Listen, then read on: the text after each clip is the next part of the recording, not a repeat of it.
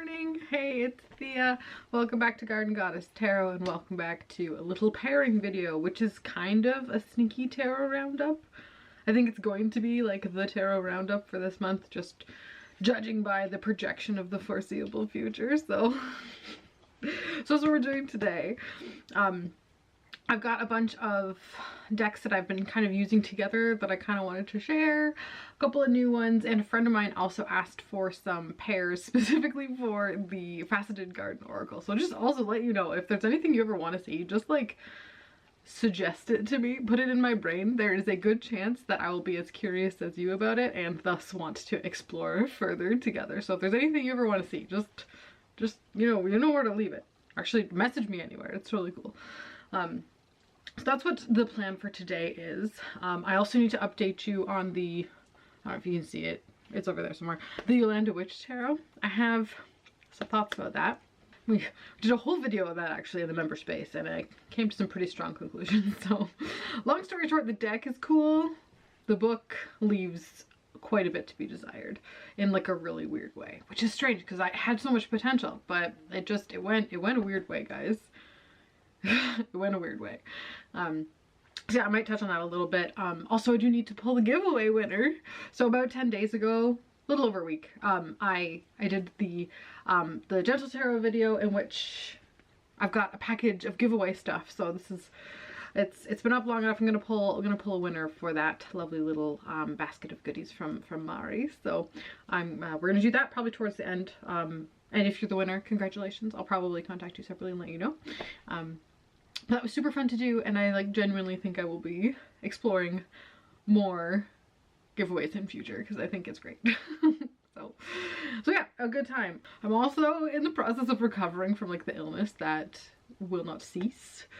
It grabbed hold of me last week, and then it swept through my whole family. And I was only just getting over it, and then yesterday I just got absolutely flattened by a migraine that came out of nowhere. So I think I'm finally on the upswing. My husband brought me a bottle of Gatorade yesterday and I was like too conked out to bother, but I think it's gonna help me today because oddly enough my tummy is still not super happy. Maybe it's just I didn't eat anything because I was sick. But anyway, yeah, that being said, it's been kind of crazy. I've been dealing with Smudge. There's a lot of health things related with her that need addressed and it's very stressful. I had a family member die recently also. It's been a lot. And we were heading like, we're careening towards another Mercury retrograde in Sagittarius season. So, I mean, Sagittarius season. It's gonna be wacky, right? That's just how it is. I love it. It's embrace the chaos, I guess, is gonna be my little like mental notion going forward. So anyway, enough rambling aside. The garden's gone to sleep. We haven't had any snow. We had one snow. We had one little bit of snow, and it kind of put me immediately in the like holiday Yuletide kind of mood. So I decorated the house already. It is already decorated. There's beautiful little fairy lights everywhere, inspired as always by the wonderful Candy Salt and Soil, because fairy lights just add that little seasonal je ne sais quoi that one needs. And on that first day where it snowed a little bit, I put a bowl out like you do, and I collected the snow from the first snow, and I've got it in a little jar right now as first snowfall water 2024. So that's fine. We will probably need that innocent magic later on, but I'll have it for that. I've actually, my plan to use, this is the thing, like you collect all the waters and you're like, okay, use them, right? Like it's a chore to remember to gather them, but then, you know, remembering to use them is almost as much trouble. But I'm thinking specifically those, it's going to be added to simmer pots. It's going to be added to my little burner that I burn oil, so we can put the oil and water kind of together for both. It separates obviously, but it does the trick. They're both present. I like to do that sometimes. I don't think it's quite clean enough to like make tea out of. Just for safety. I don't know. It should be fine, and in theory I could use it for that. I'm just, for some reason, I'm not like super, for some reason I just don't want to consume this particular one. I don't know why. It's weird, but is what it is. But I've got my little vial of first snowfall water for purpose. I can make it into room sprays also. That would be good. Oh, with like a pine and a cedar oil in it, and then maybe like some sprigs of stuff. That would be nice. A little bit of alcohol.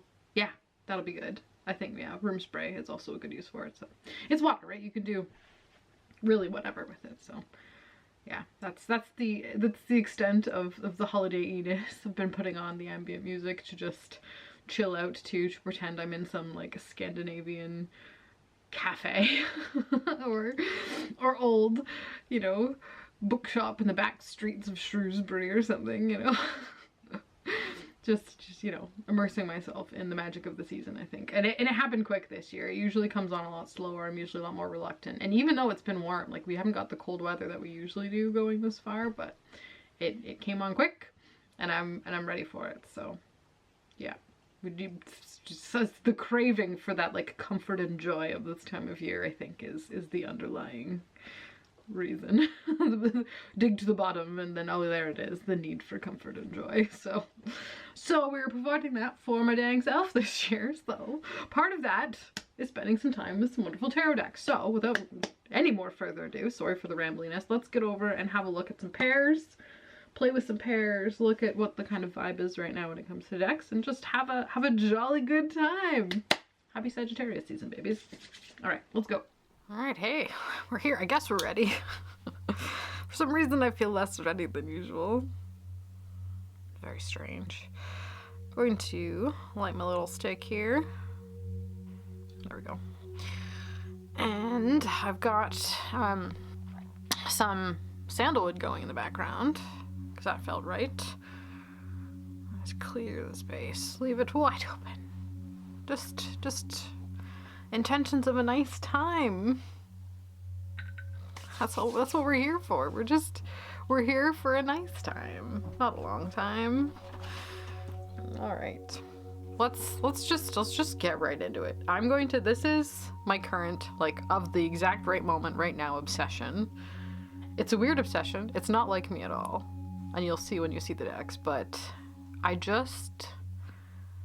it's almost like an electric shock right to the heart, this combo, in like the best way.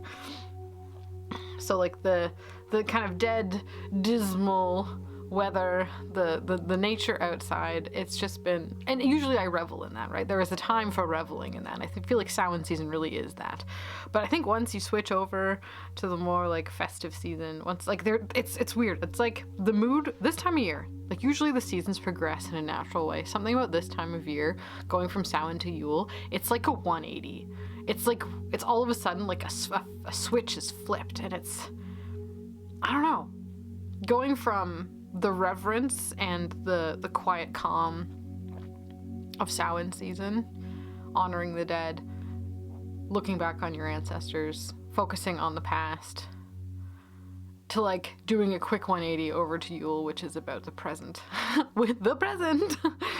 That's why you get presents at Christmas, because it's about the present. Well, and just the joyous celebration of what we do have, right? It is a bit of a 180 for me. So I think some of the decks that I choose, I think, will reflect that entirely for like this, like the seasonal vibe. And I don't know if I did that on purpose, but that's just the way I've been feeling, and thus it shows itself in deck choice, which is just a good way to know that like that's true. That is truly the vibe for right now. I've switched to the Yule Oracle as well. I've started to like pick one every so often, and like I think once the Star one comes out and I get the other couple decks that are remaining, it'll just be kind of like an easy thing to do.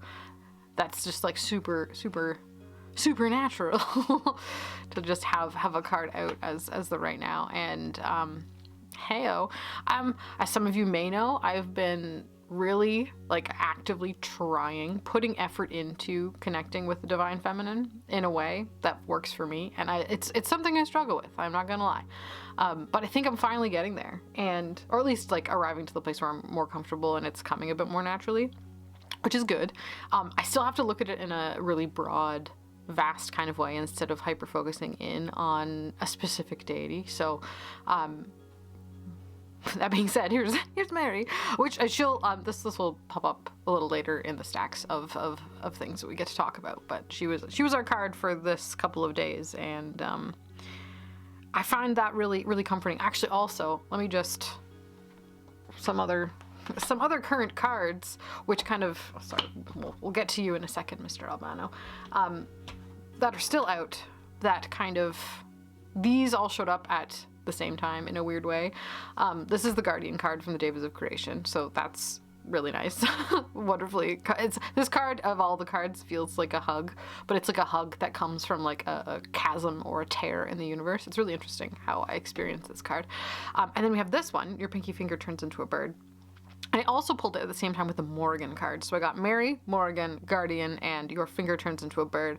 And it was a very powerful, like, Mountain of Oracle cards combo, and I really liked it. So I've left these ones out just to reflect on. I still need to go back and read the book on this one just to really, like, absolutely, like, squeeze every little morsel drip of wisdom out of that book. But that's kind of the atmosphere and environment with which the Divine Feminine is showing her face presently, and I'm not mad about it. I appreciate that perspective, and that has kind of led me on to picking up another deck, which again, we'll talk about in a second. Tangents. Okay, first and foremost, the color. This is the Albano Waite. This is a facsimile of the Albano Waite Tarot. The original one was from the 60s or 70s. And then US Games has currently available a facsimile that was printed, I think, in the 90s or something like that. Anyway, this bad boy is, if you think the RWS and the Rider Pack are garish, hold on to your butts, because these are... It's color, and it smacks you in the face with it in like a really intense and wonderful way. And I've been pairing it. The only other deck that I have that is this, like, abrupt with color.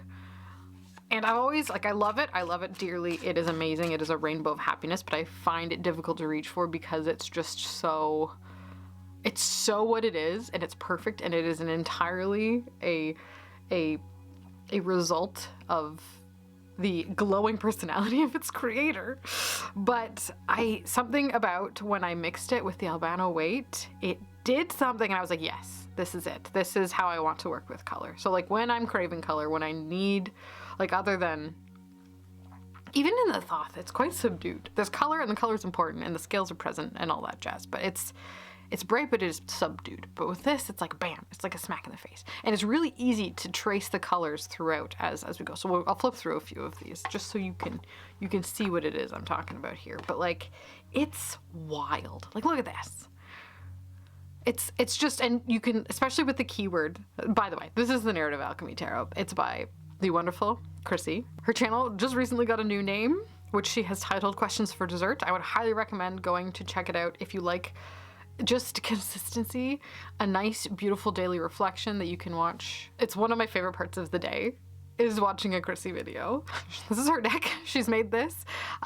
It is chakra, it's aligned with the chakras. It's got a keyword of her choice. The guidebook is phenomenal, and then it's also a tarot you've got this year. I just think it's a really brilliant way to integrate tarot and chakra energy, and it's wonderful. And mixed with the Albano Waite here, like, kind of following the story of that energy is incredibly easy.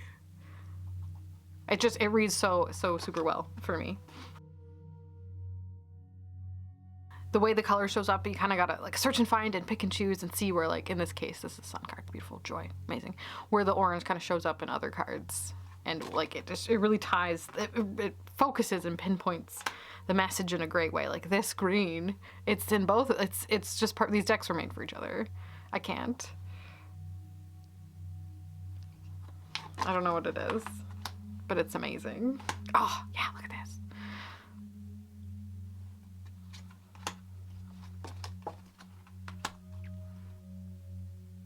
It's just so clear, and it's tarot and tarot too. Like, this kind of has a way of acting as an oracle deck while ultimately also being a very deep and inclusive tarot as well.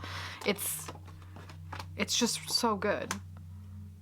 I feel like it's slept on. Why is it slept on? Go and get it. It's so good. I usually, like, I don't usually gush with such enthusiasm. Look at this. Knight of Pentacles with protection is the Seven of Wands, and the Ace of Pentacles. Oh, wow. And just the way the red, like, now this is just coincidence that I feel like these have been matching really, really well. Sometimes you get ones that aren't as, like, but still, in a way, they do. It goes. It's all like it's a part of the whole, and it's so beautiful. Love it so much. So this is available on Make Playing Cards. I'll link it down below if you'd like to try out a copy. It's so great. And then the written guidebook is available separately. I'll link it separately too, if you would like it, to hear her wonderful words about each of the cards. But at the same time, it's so intuitive. If you know tarot at all, or even if you don't, it's a great keyword oracle that you get to work with color energy with, and it's just so nice. Oh wow, look, isn't that so good? Sorry, I could gush for days. Anyway, as you can see, I'm kind of a little bit obsessed with this pairing presently. Like, it jumps out together in a perfect and wonderful way.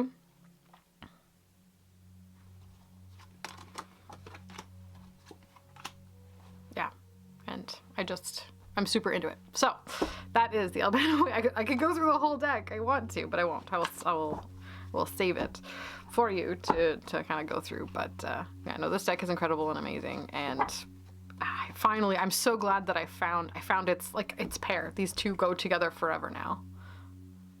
They're just so good. A little sun on the back. Yes, that's what this is the good stuff. It's the good stuff for sure. So had to share that. Had to do my due diligence and share that lovely little bit of information. Okay, before we get too lost in the stacks, I do need to do an update on the Yolanda Witch Tarot. I did my interview spread with it. How long was that video? I spent a good amount of time going through the guidebook. I tried to edit it down, and I was also in the midst of my illness, so it might be kind of a hard video to watch. But the reading it gave was... okay, how do I say? I like the cards. The images are so cool. There's symbols upon symbols. It looks like it's been made with great intention and a great reverence for tarot. But then when I read the guidebook, it was like it was a completely different book. It was like the book did not go with the deck at all. It kind of went in a weird way. It kind of was like spirituality salad, and it totally like lost the plot when it started talking about ancient aliens for me. And I feel like that's not the essence of the deck.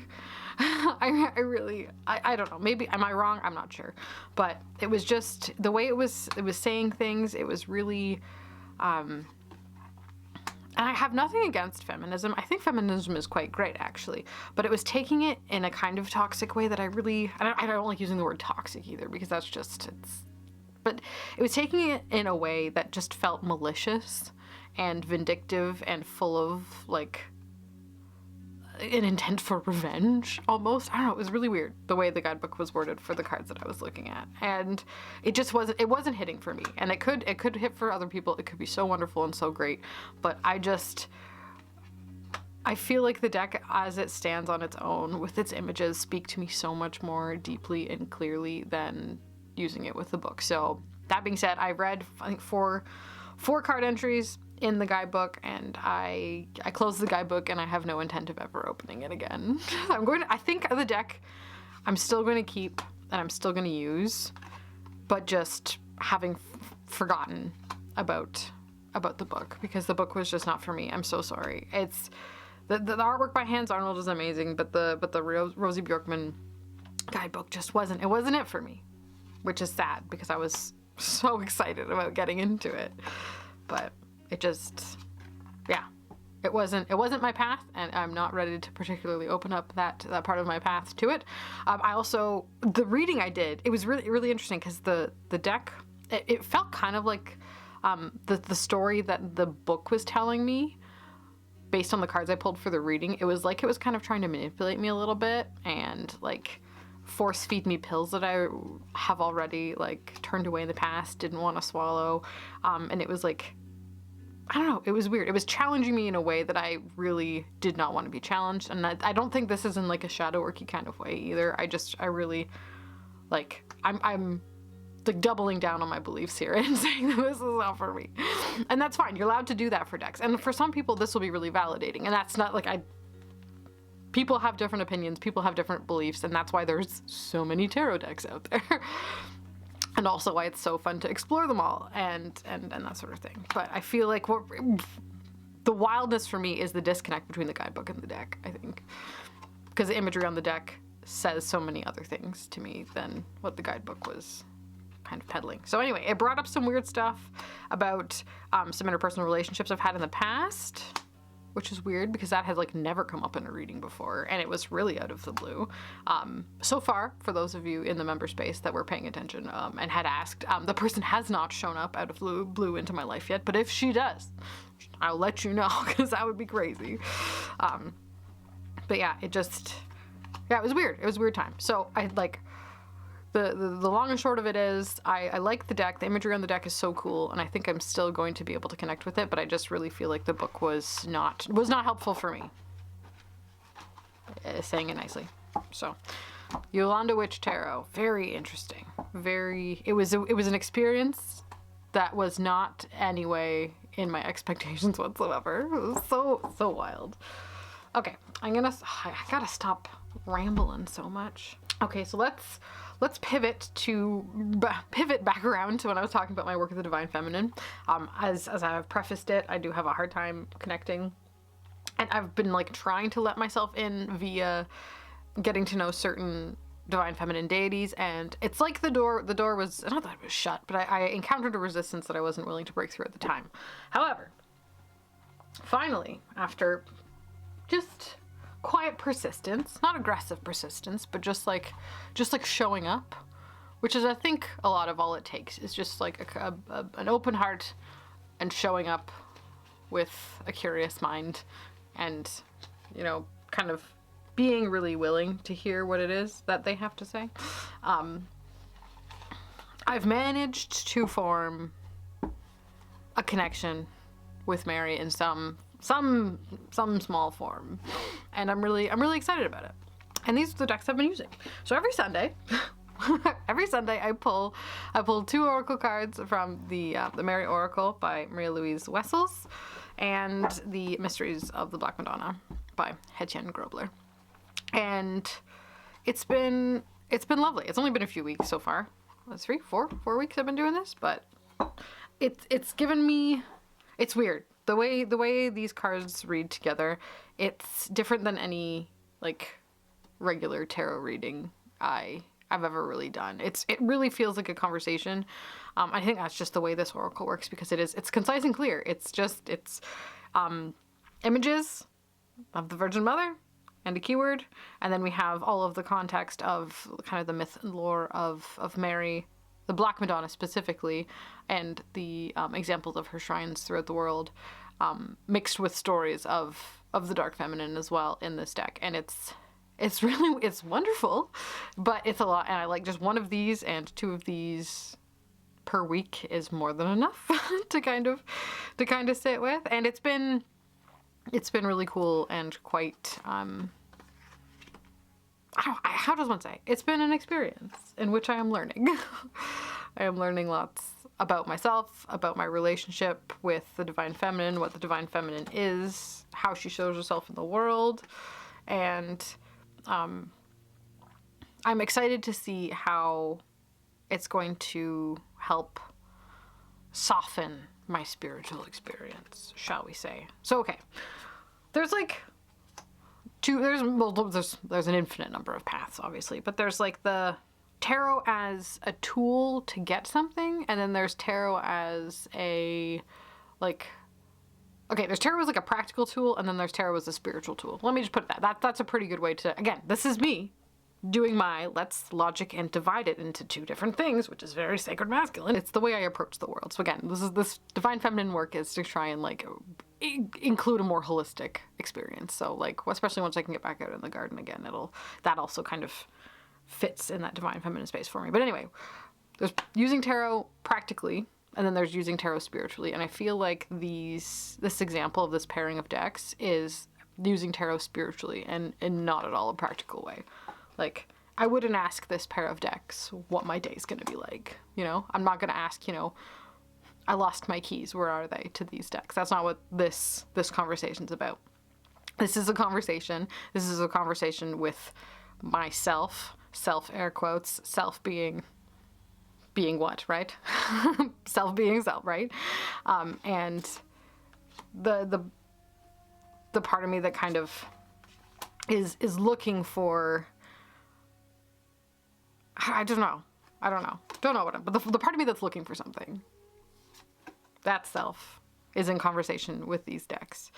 So as opposed to like whipping out a Rider-Waite-Smith to, you know, do a reading, a very practical reading on whether or not I'm going to get a job or not. Like that kind of question is never going to come to these cards. And right now we're just in a kind of daily draw space where I'm really coming to it open and interested without a question, which is weird for me because usually I'm like always come to tarot with a question, but it's more of just like a weekly guidance at this point. And I'm really into it. That might change as I get to know the deck as well. Like this is my first time really like buckling down with the Mysteries of the Black Madonna, which is, this deck is a lot. There's a lot going on in the guidebook. There's a lot to know. I have so much to learn still, even with my kind of like baseline knowledge of being brought up the way I was. And it's interesting. It's we've got Y and Perception, and then the Hanged Man over here, the Tree of Life card. I mean, it's a great pairing, and it's wonderful, and I think it's a really great way to kind of act as a very slow and gentle gateway into my journey with the Divine Feminine, I guess, is what I'm saying there. So yeah, very interesting. A weird turn. Teenage me would be like, what are you doing? But teenage me would also appreciate the lengths that my curiosity goes to. So that is The Mysteries of the Black Madonna and The Mary Oracle by Maria Louise Wessels and Hetjen Grobler, respectively.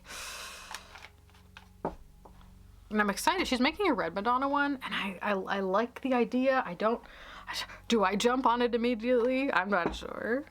Because I'm having a time with her. I don't want to switch to Magdalene immediately, but I don't know. Lots to think about. But that just be noted, there's a Magdalene one coming soon. So Divine Feminine. In that case, we're softening into a holistic version of the self in the world. Fun. And I think one thing also that showed up at the right time, again, was the Gentle Tarot for that. And in waiting for the completed version of the Oracle, My Friend Fire, to come, which it will eventually, I found another Oracle deck that I think I want to use with it. So let's have a look and see. I haven't put them together yet because it's quite new, and I don't know if it will work. I have questions about whether it will. Wow, I'm not good at lining these up at all. This is the what is this? Question mark. It's this. This is the Sacred Mothers and Goddesses Oracle by Claudia Olivos, and it's really quite cute. It's simple. It's a goddess deck, and it's funny. I don't really have a goddess oracle deck. Like I have my obviously the Hellenic Oracle, Greek mythology compilation, but there's a lot of both in that, right? And all of my other goddess decks have been tarot based. This is my is this one of the only ones that I have? It's a mythological kitchen sink, so lots of different myth and culture practice based goddesses all kind of thrown in one deck, which I have avoided in the past. But I think for right now it was like, no, this is what you need. And there's 40 of them. How fun. So let's have a look. Let's see. I want to see if this matches. And I picked this specifically because there's one card in it that I saw. I've never seen her in a goddess deck before, and I thought, that's amazing. I would like you. It was like one of those little threads and breadcrumbs that kind of leads you along your path. But I think these two together are, again, softening into really gentle Divine Feminine work. Speaking of, out she comes.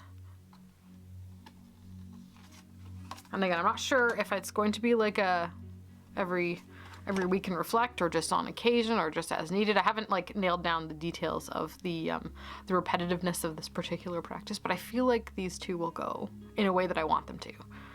So it's the Gentle Tarot is so soft. It is holding, and I think this is the same with this Sacred Mothers and Goddesses deck. It's a really space of holding and protection and safety.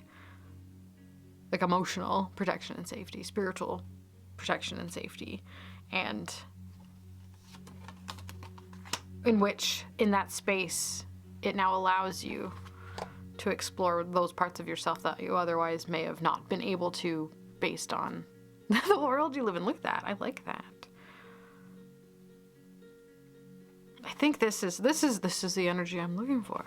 And the guidebook is nice. It's sweet. Let me just, is it in here?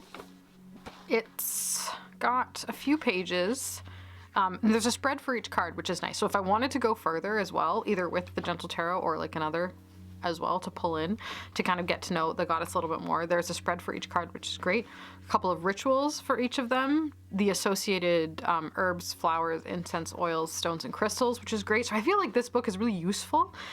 There's a little channeled message about her, as well as how to invoke the energy of that particular goddess in your life. So I feel like this little guy is quite practical without being too wordy, which is really quite nice. I think that'll be wonderful. But I think mixed with the Gentle Tarot, the Moon with the Kate, and then the Ten of Pentacles, ooh, I think it'll just be really good. I'm very enthusiastic about this this pair. Look at that, the Sun with Mary, and then the Eight of Swords. Wow. Oh, see that's said lots of things to me just there. Yeah, no, this will be fun. So that's one that I'm kind of currently exploring in my soft and gentle work with the Divine Feminine. Let me see if I can find the card. I'll find, and there's a couple of extra like generic, but like unassociated priestess cards, which are nice as well. I like them. And then there is a Sacred Feminine here somewhere. I've got Irene, Theia, Bastet, Hathor, Butterfly Maiden, Vesna, Priestess of the Healing Waters. There's the Yellow Tara, Priestess of the Triple Moon. You get the idea. Where is she? Where is Kateri? There she is. This was the card. I've never seen her in an Oracle deck before. This is Kateri Tekakwitha. The other thing I want to say is they spell her name wrong. I so far as I know.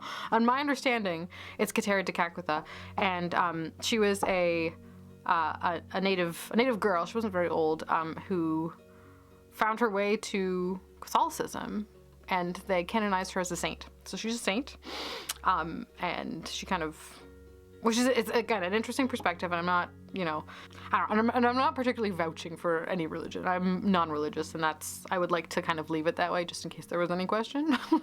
Just judging by what I've been talking about lately, I am strictly like non-religious, and I think I would plan to keep it that way. Commitment is scary. But her story is interesting, and just kind of envisioning what it would be like to go through what it was she went through is very profound and interesting. And there's also a thread that ties her quite strongly to another certain other something that I've been spending quite a lot of time with lately. And the fact that all of a sudden she shows up in an Oracle deck that I was looking into is, again, one of those like little, well, not really kismet, synchronicity type of moments that just was like, oh yeah, yes, of course. Of course this is what you're up to. It makes sense. So I'm just, yeah, that was lovely and nice. Yeah, Demeter's in there too. Kuan Yin, White Tara, Artemis, looking like a sweetie. I don't know. I just, it's cute, it's soft, it's definitely not going to be everybody's cup of tea, this pairing, but I think there's times, and one of those times being right now, it's something that I am really quite in need of. So yeah, I've been really liking that. So that is the Sacred Mothers and Goddesses Oracle, which maybe it will help heal that mother wound. I doubt it, but it can try. Having a good time with her. And then the Gentle Tarot is just, yeah, amazing. Okay, yes, that's kind of what I've been up to lately in the card department. I think, pretty sure. Now let's get into some fun pairs that I'm curious about. In my non-religiosity, I quite like The Prophet. It's a good one. The little story by Khalil Gibran. He's just nice. And you can picture it coming from whichever context you like. Again, if you're into using it more spiritually. I want to see how it looks with the Frank Pinter Tarot. So we're just going to do that. I also need to check and see how it looks with the Hellenic Oracle. Oh, how the Ferric Pinter, sorry, looks like with the Hellenic Oracle. Because Marlena, this morning, just posted a picture of using the Ferric Pinter tarot with the Hellenic Oracle. And my eyeballs jumped out of my head. I was like, woo, why have I not tried this? Of course. Of course, of course. So, oh, I had a feeling these ones might kind of go nice for reasons. And I think I like it.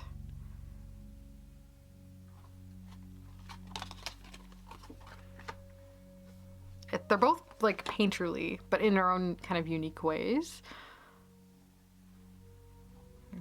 In your longing for your giant self lies your goodness. What else we got here? Ooh, come here. Life goes not backward, nor tarries with yesterday. 3 of Pentacles, 7 of Wands. That's one of my favorite 7 of Wands ever.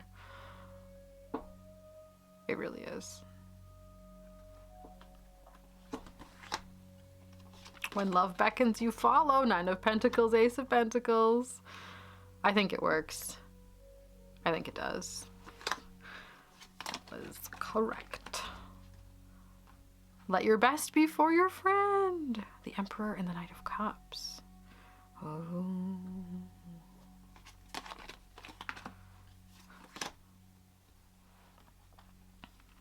Your joy is your sorrow unmasked. 4 of Wands and Ace of Wands.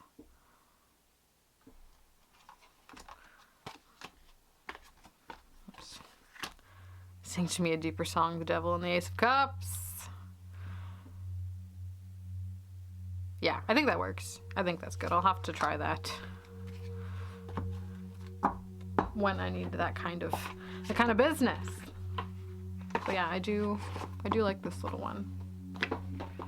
And if you're unsure, you can get it's probably online even, the copy of the book, The Prophet. It's not very long, and it's in the guidebook there, but it's worth reading. It's easy, it's quick, and it's just, like, if you like to think with your brain about life in different ways, it's great for that. Where is the Hellenic Oracle? She says. It is right here. All right, let's see. Let's see what kind of damage we can do here. I kick myself for never trying this before. Okay. Let me just do 1. Maybe. She had 2 and 2, but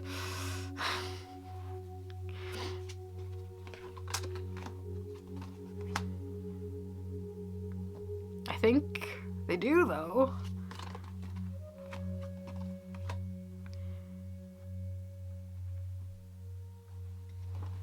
Great potential, I certainly think.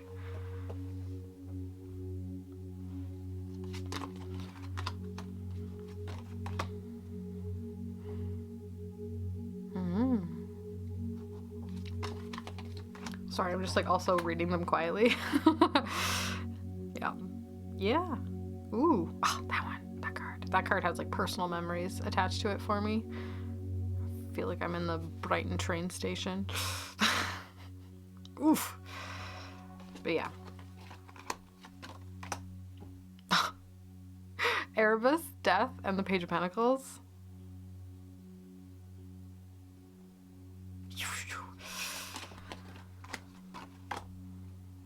I renewed the Moon and the 8 of Cups. Yeah, no, I think these work. Thank you, Marlena, for discovering. That was one of your cards today. For discovering this little beastie. It's amazing. By the way, Marlena Teresa has a YouTube channel. Go check it out if you're not already. She's excellent. I love that card. I'm gonna cry. Don't cry. It's fine. You're good. Ooh! Oh, look at that! The Empress, Aphrodite, and the 7 of Cups, which is a Venus in Pisces card, isn't it? Pretty sure. Okay, so beautiful. Yes. Very into that. The Frank Painter deck. Ferric Pinter. A good old boy. I guess I could also mention a couple of other new decks that have shown up at the time. I did pick up Tarot of Tales and Legends because it was one of those that like I was waiting for it to be released forever, and then I think I saw some people complain about the yellow borders and then promptly forgot about it forever. But I think it's all right. I think it's a very me deck, in the vein of like the Rackham and the Duloc and like the John Bauer and the Gustave Doré tarot. Like it's a compiled art deck. This is the art of Henry Ford, not the guy Henry J. Ford, not the one who makes or who invented cars. Different Henry Ford. And it's still in order. Haven't used it yet, so cannot say much about it, but I think from what I can tell, it's a bit of a stretch for some of the cards, but I think it's pretty. And these decks, the art compilation decks, I always kind of read the same way. Like I've got my kind of solid internal interpretations of tarot, and then if there's anything in the image that jumps out to modify that meaning, then I'll use it. But otherwise, it's just like a fun way to kind of look and engage with the energy of each of the cards. But I don't hate, like they could have gone with a little less yellowy yellow, you know, maybe more of like a soft, warm, bronzy gold maybe, but it is what it is. I'm not mad. It's all right. And I like the whole concept is he illustrated for a lot of books of tales and legends. So we've got fairy tales, we've got myths, kind of all rolled together into the imagery. So there's bits and pieces from all over. And I will say I generally don't recognize most of them. So I'm not super familiar with his work, but it's fun, and they do look cool. I guess is my thoughts there. It'll be fun to work with, and I feel like it's no deeper than that. Like this is just like a tarot deck I would whip out for a kind of, this is a quick daily reading type of deck for me. Like I would ask this where my keys went.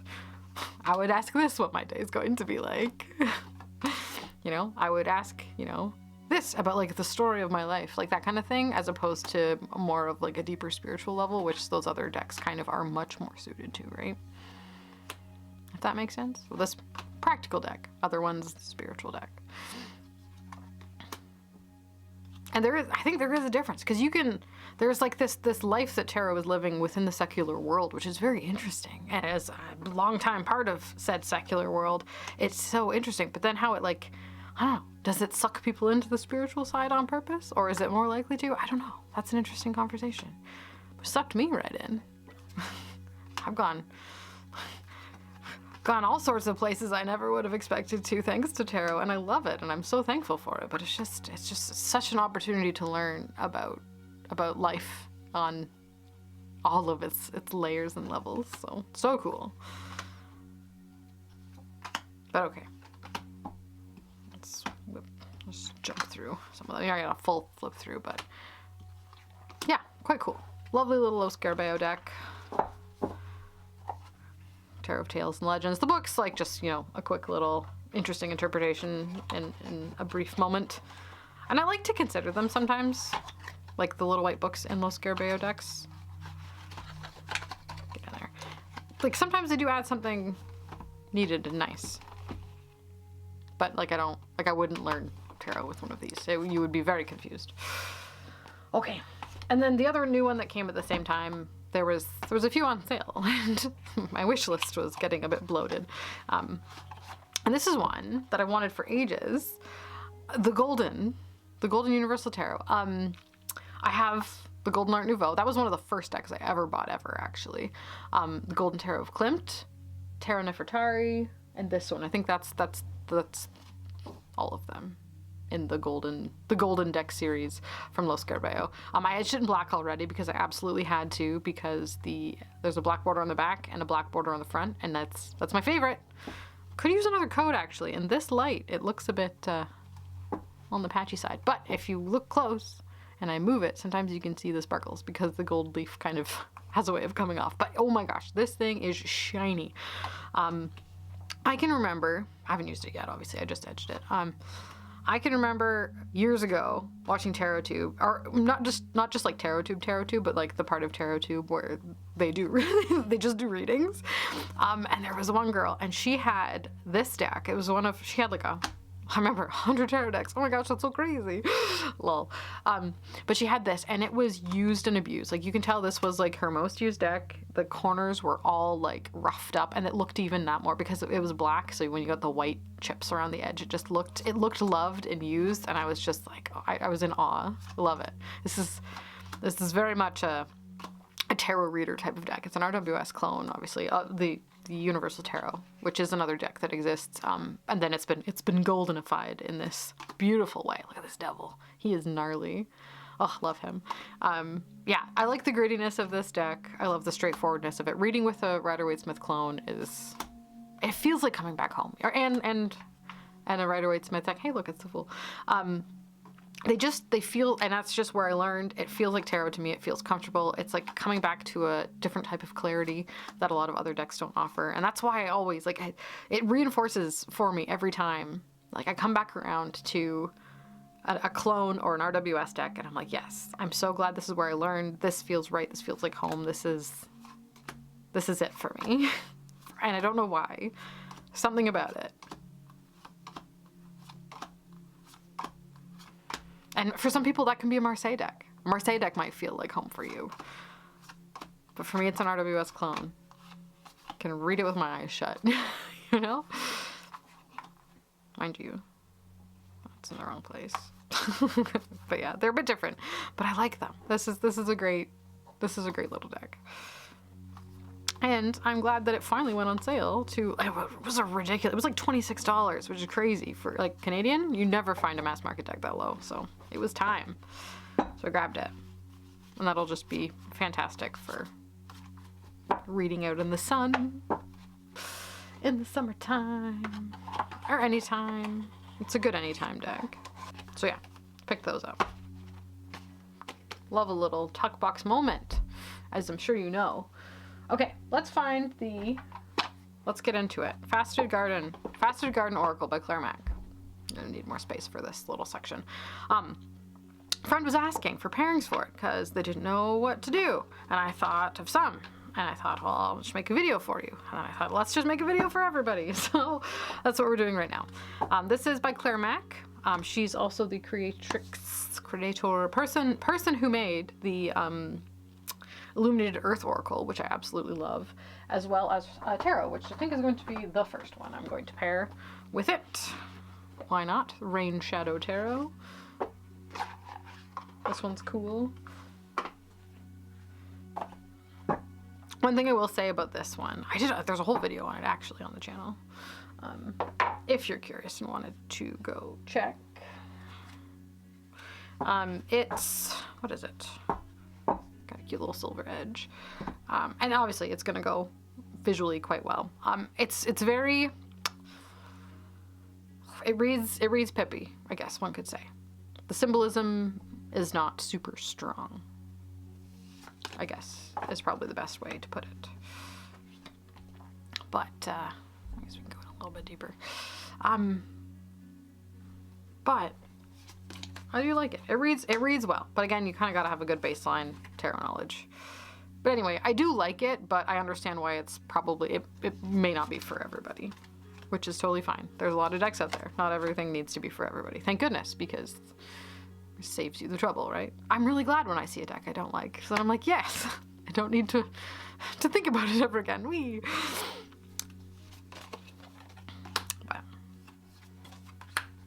But I think like with this one, with the keyword like gemstones on this, you've got to kind of have an internal meaning for what that means to you. Rely on the little guidebook, which is just a pamphlet in this case, or think about it a little bit. So you got to like, okay, gemstones, they're like little sparkly droplets of earth that have formed under unique conditions and high pressure. We revalue them. We find them special and unique for what reason. Something about their clarity might come up. Their, you know, whatever properties of gemstones you want to kind of use as part of the reading. And then we've got the Knight of Cups, Mr. on a quest for emotional fulfillment. In this case, he's a little gardening. He's growing a little peony. That's so cute. And then we have the Four of Cups. So in this case, I would, if this were a reading, which it could be, there's definitely it feels like to me looking in the wrong places for emotional satisfaction, specifically like, and that being the main focus and main drive, whereas perhaps what it is that you were looking for satisfaction is hidden in the earth somewhere, is buried, might need refinement as well, because a lot of the time when gemstones come out of the earth, they need cut down, they need unearthed, they need unveiled, they need cleaned and cut in order to make them more beautiful. So it might be you need to spend a bit more time working on turning something into something that you can find emotional satisfaction with, or look a bit deeper for it instead of just sitting on the surface as well. So yeah, there's lots you can, reading cards. That's what we do. We read cards, but yeah, these do go quite well together. I think they're kind of cool. So yeah, obviously that pair is gonna be good. Let's pick another one. The first one that I thought of is the one I use these for member readings quite a bit, actually, and private readings for people. For some reason, like Claire Max decks, I reach for them, and I don't know why, I just do. But one that I do pair with it fairly often is the Fantasy Garden Tarot by, who's it by? Dmitro Rizik, 2022, and it was printed by Pentagram Publishing in 2023, so I think you can still get it from Pentagram Publishing. These are the backs. It is a hand-drawn RGBS clone-ish, kind of, but it's all done with pen, which is really quite cool. Anyway, I think these go pretty cool together. I've liked using them. They sing.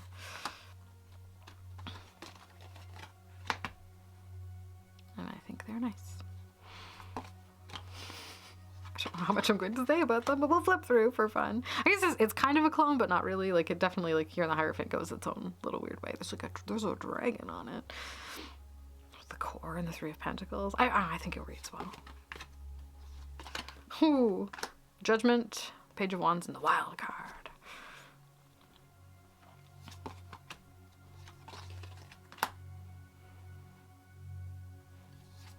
That one's a bit of a weird card. When it comes, like, the animal allies, I don't always know the best way. Again, that's just me and animal energy, though. It's like I'm okay, but then,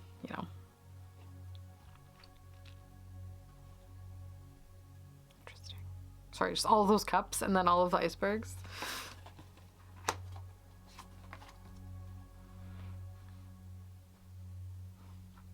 I think it's good. I like them together.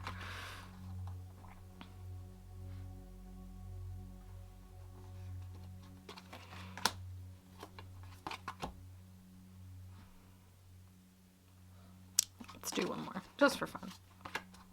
You can tell when a pairing is good when I'm just like enjoying going through and not wanting to stop. Death, Fall, and the Chariot. Whee! Cool. Okay. So Fantasy Garden Tarot by Pentagram Publishing. It's a great little guy and matches the Faceted Garden quite well. There's another one here that I quite like.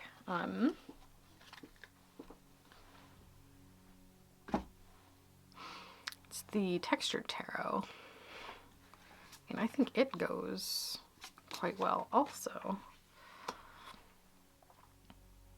Visually. I haven't tried these together before, but I think just the nature of the collage and like the heavily textured nature of both decks goes pretty well. Like, they're very similar in style. And they both read in the same kind of way. Something just, do we call this a collage? I guess it's kind of a collage. Not in like hand, like, I don't know. There's different styles of collage, obviously, but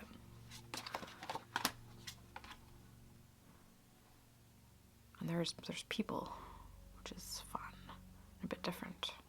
But I stand by my choice. Ooh, they do go.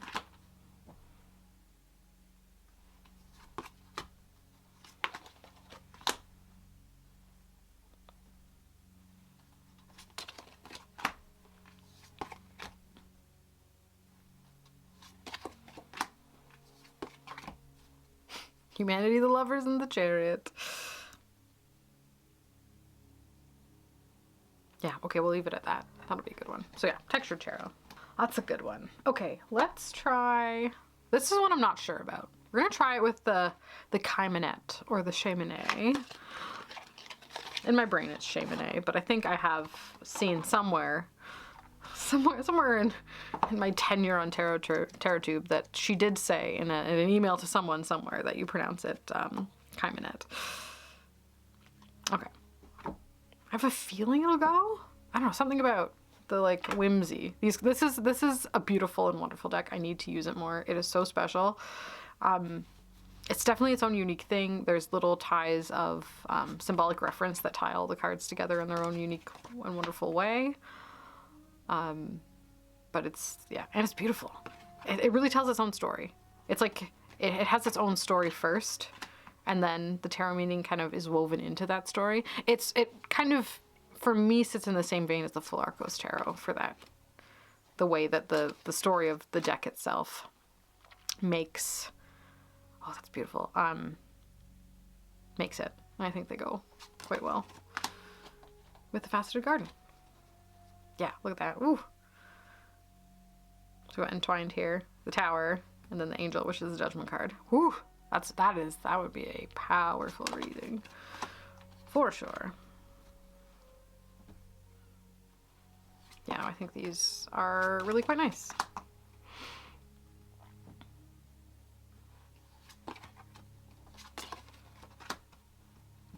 There's 3 world cards in this deck, and I couldn't choose between them because they're all so good, so I kept them all. And what's wrong with having 3 world cards in a deck, am I right?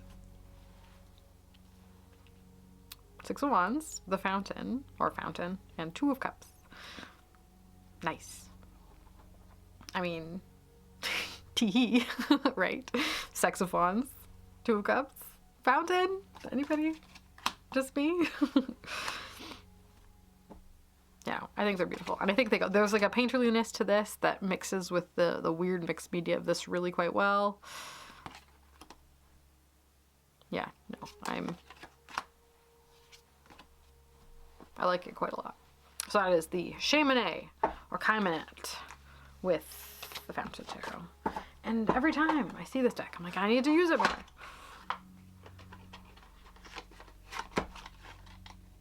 Because it's so cool. I'm pretty sure it's still available somewhere. Pretty sure. Okie dokie. Who is next on my list to try? I think we only got a couple more. Let's do, this one might not work. I was curious. This is the Roots of Asia Tarot. It's a French deck. An old one from AGM. But as soon as I saw it, fell in love hard, had to track it down. And I think it might go. Maybe? Well, I don't know. We'll see.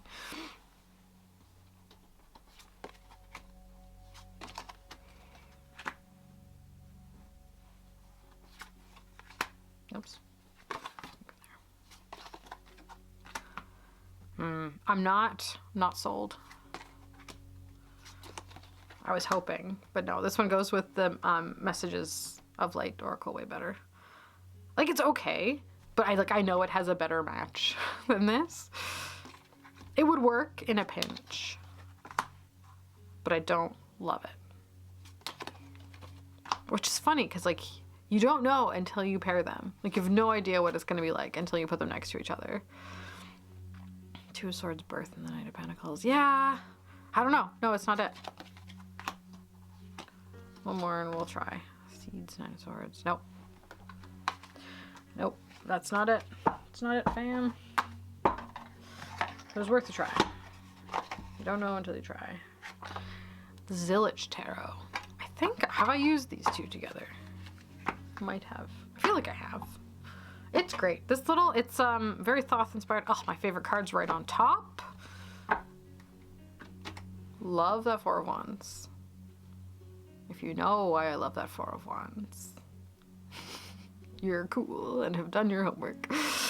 But I think these go okay. They're better. Queen of Wands, Light, and the 9 of Wands. Yeah, look at that. It's singing together already. Wow.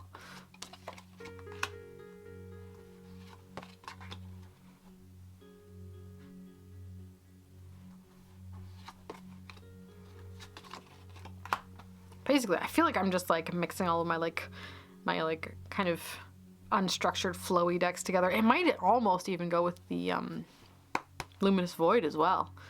I didn't even think of that one. It's having a break right now, actually.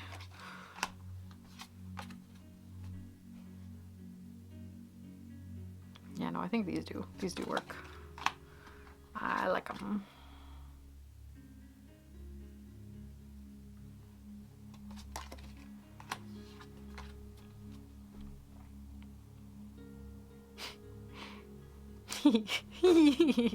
Okay, sorry, it's just my brain, but we've got the Gate card with the Nine of Cups, which we've got Bliss as the keyword on, and then the Devil over here.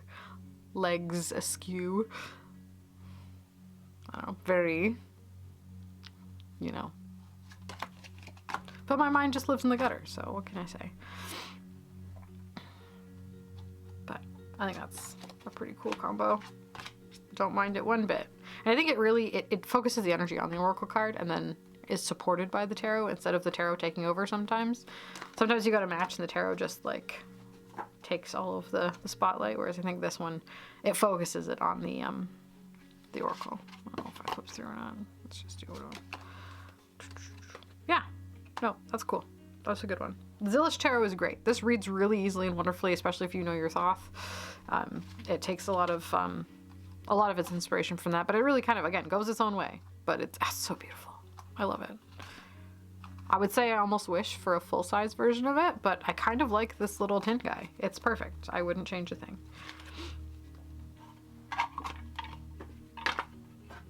This is a deck that's slept on, I believe. It's a mass market, available, ready to go. All right, I got two more to check really quick. I'm gonna give this a shuffle, so nothing worse than going through the same cards in order.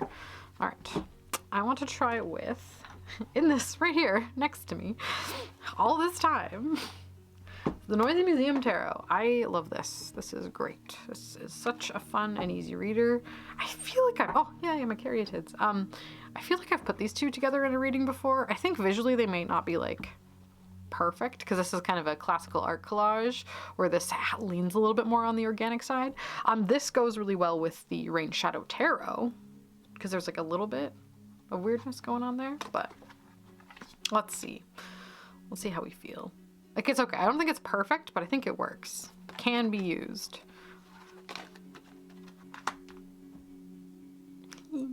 See, yeah, you know what? I really like that Ace of Wands card. It's so good.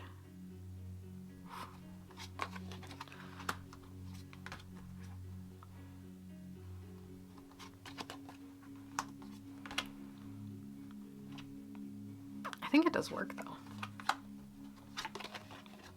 I think reading is no trouble.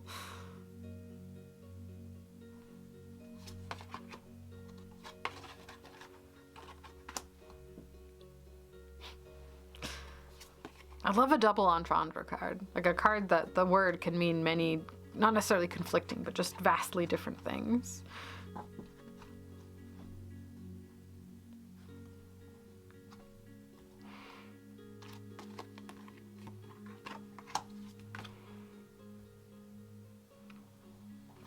Some I'm like, yes. Others I'm like, meh. I think it's just kind of how the cookie crumbles in this case. But like, that's beautiful. That really goes. Like a lot. That's a message. That one less so. But it's still all right. Like, I don't hate it. Long story short, I don't hate it. It works. So, as the Noisy Museum Tarot by, oh goodness, La Green Witch, available on Game Crafter. If you're curious about it. I think I've talked about it a few times. Okay, last one. We're gonna try the Faceted Garden with the Lonely Dreamer Tarot. I feel like it goes with it very well. And I am very much a sucker for Odilon Redon's art, so there we go. Color tone wise, this might be a little cooler. This might be a little bit warmer, but I don't know. I think it does go though. Look at this. It's just like this, I think it's just, I really like this type of deck, like the swooshy, collage-y painting, kind of haze, fading into something else, kind of unclear, very, like this is very dreamlike for me, kind of. I don't know, how do I dream? I dream in weird ways, but I don't know, I feel like they go. So it's almost like the images themselves are a little bit elusive. They're soft around the edges, there's lots of different layers.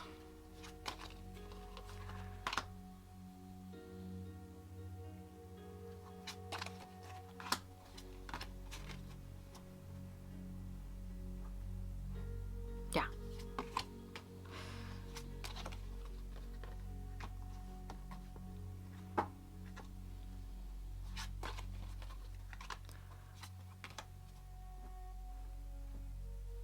There's a few oracle cards in this as well, which I left in. I'm getting very, very lax in my old age. I used to be like, no, I only want my 78 cards in my tarot decks, please. But now I'm just like, yeah, whatever. 3 world cards? Why not?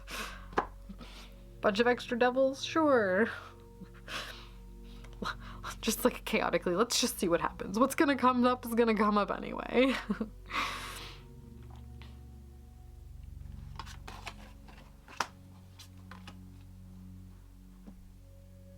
Yeah, no, I think it works. It's good. I should put these together sometime if I'm looking to.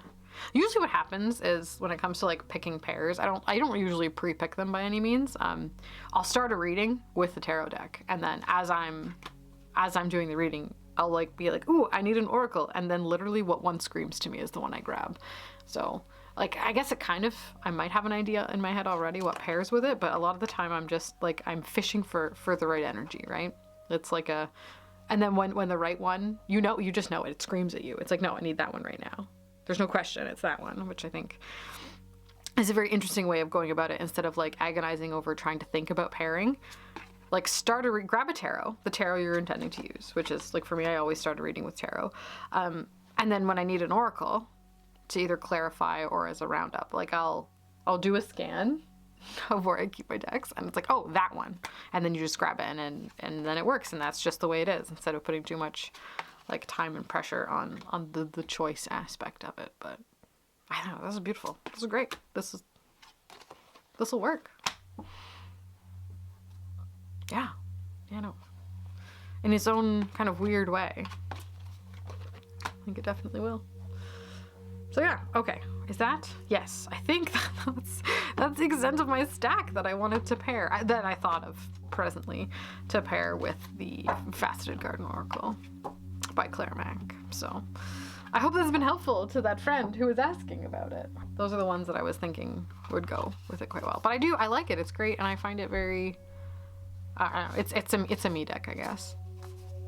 I like it. We get attached to things, don't we? Yeah. Okay, well, I've made you wait long enough. I think it's time to do the draw for the Gentle Tarot package giveaway. I'm so excited. I'm just gonna remind you again what's coming to the lucky winner. Maybe we leave it out just for fun. I have a linen copy of the Gentle Tarot. I've wrapped it all nicely in this amazing Mari in the Sky spread cloth. So that's the linen edition, standard size Gentle Tarot. I've got a bunch of postcards thrown in with Mari's beautiful and amazing art. Like the sun, it's gonna be out on top. Tarot journaling stickers of the whole deck of the Gentle Tarot. I'm gonna throw those in. I'm just feeling generous today. Oh, there's some more postcards. A whole whack of them. And the large 8.5 by 11 Ace of Cups Mari in the Sky journal, which has lined and dots on one side and a beautiful opening and closing intention in the front and back. Beautiful journal. So that's what's coming in the box to you if you are the lucky winner. Here we go. These are all our entries. Thanks, guys. I really appreciate all of the love and engagement, and really the thoughtful comments, you guys. It really does warm my heart. Sorry, I guess I feel bad that this is all wrapped up, so you cannot see. I unwrapped it. That's the linen edition of the Gentle Tarot. right there. Beautiful. I have not unused. Beautiful, pristine. Ready for adding love to your life. Let's just tuck it all up nice. And you get the spread cloth too. Spread cloth comes with it. All right. Best of luck to the winner. So excited for you already, even though we don't know who you are. Eyes are closed, going in. Who have we got? Aquafloriana. There you are. Okay, congratulations. You're the winner. Okay, so I will leave a comment on your comment. Also, my email, if you're watching this particular video, my email is in the down bar. Send me an email from this account and we'll get in touch and I'll get this shipped out to you. I will say, I live in Canada and Canada Post at the moment is having a bit of a fun time. / they've been on strike for 2 weeks and there's no sign of it stopping. So there might be a bit of a wait on this. So I don't know how long it will take to get to you, when I'll be able to ship it even because of the Canada Post strike, but we'll be in touch. I'll be in contact with you about that. But yeah, that's just something us up here in Canada are dealing with presently. So, but I'll get it to you when you can. I'll potentially look into third-party shippers, but they're kind of crazy right now also just because of the strike. So if you're okay being patient, I hope that's all right. But yeah, congratulations, you're the winner. So yeah, there we have it. That's the tarot roundup for this month, I guess. I don't know the time. What is time? I hope you've enjoyed hanging out, going through decks. This is a nice, calming, joy-bringing practice to kind of help with the crazy times as it happens to be. But yeah, that's what I've been up to in the tarot department lately. I've been really, I'm liking kind of sinking into this divine feminine space. It's good. It's starting to feel less like a struggle, and it's really like, you know, I don't know, there's like a wholeness happening about it as opposed to like a definiteness that I used to crave. So I guess if that makes any sense. But anyway, a big thank you for being here, guys. I really appreciate it. An extra big thank you to all of you wonderful humans in the member space. It's an honor and a privilege and a joy to make content for you there. We've got some Yule content coming up. I've got some crafts in mind that I want to try, and they may fail terribly, so you'll get to witness all of that fun. So big thank you. Congratulations to the giveaway winner. And I guess, I don't know, I won't keep it too long. We'll see all you fine people in my next video. Okay, bye.